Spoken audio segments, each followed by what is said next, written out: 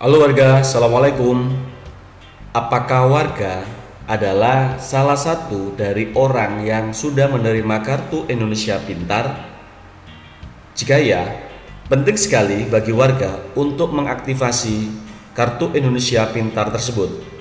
Jika tidak dilakukan aktivasi, dipastikan penerima kartu Indonesia Pintar tidak akan memperoleh manfaat dari program Indonesia Pintar, yaitu bantuan uang tunai yang bisa digunakan untuk membiayai kebutuhan sekolah, baik di lembaga pendidikan formal maupun di pendidikan non-formal. Simak terus video ini, namun bagi Anda yang baru tahu channel ini, silakan klik subscribe dan tekan loncengnya juga, biar warga dapat menerima informasi video-video terbaru dari channel ini. Setiap penerima kartu Indonesia Pintar akan memperoleh bantuan tunai yang berbeda-beda untuk setiap jenjang pendidikannya. Untuk tingkat SD atau MI sebesar Rp225.000 per semester atau Rp450.000 per tahunnya. Sedangkan untuk tingkat SMP atau MTS Rp375.000 per semester atau Rp750.000 per tahunnya. Dan untuk tingkat SMA, SMK atau MA sebesar Rp500.000 per semester atau Rp1.000.000 per tahun. Sedangkan untuk kelas yang akan lulus, yaitu kelas 6, 9, dan kelas 12, hanya menerima manfaat untuk 1 semester saja. Aktivasi kartu Indonesia Pintar sangatlah penting. Namun, fakta di lapangan masih banyak masyarakat yang tidak mengerti cara menggunakan kartu Indonesia Pintar untuk menerima manfaat dari program Indonesia Pintar. Ada anak-anak yang pas menerima kartu Indonesia Pintar di dalam amplopnya langsung disobek, lalu mereka langsung berbondong-bondong ke bank, dikira uangnya bisa langsung dicairkan. Padahal di dalam amplop tersebut tidak hanya terdapat kartu Indonesia Pintar, tetapi juga brosur sosialisasi mengenai cara aktivasi atau penggunaan kartu Indonesia Pintar tersebut. Karena itu, sosialisasi mengenai cara penggunaan kartu Indonesia Pintar dapat dilakukan secara masif dan efektif.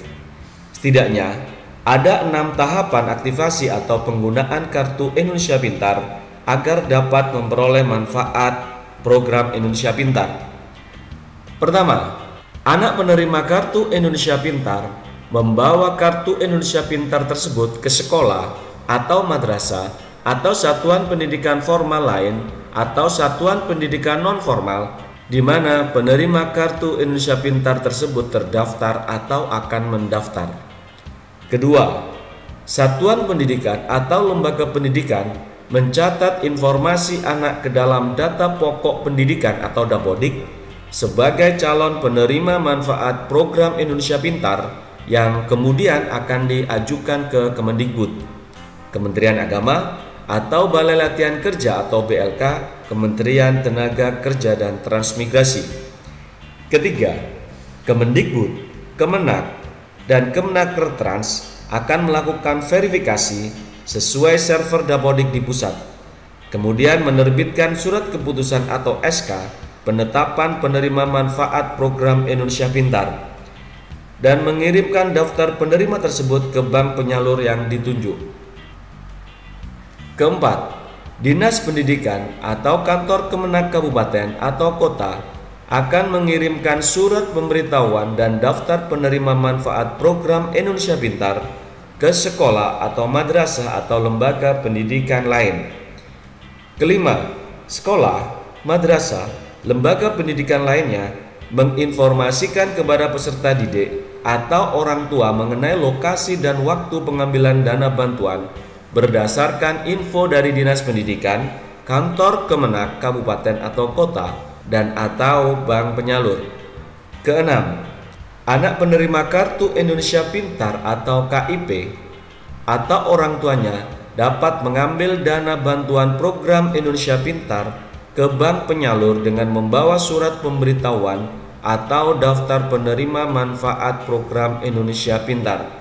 Bagi anak penerima Kartu Indonesia Pintar yang sudah berusia cukup untuk bekerja, misalnya usia 18 sampai 21 tahun, dan tidak mau melanjutkan atau kembali ke sekolah reguler, dapat memilih program pendidikan kesetaraan, lembaga kursus atau pelatihan agar bisa memiliki keterampilan, atau mendaftarkan diri ke Balai Latihan Kerja atau BLK milik Kemnakertrans. Sekolah atau lembaga pendidikan lainnya tidak boleh menolak anak penerima Kartu Indonesia Pintar yang ingin melanjutkan pendidikannya di sekolah atau lembaga pendidikan tersebut.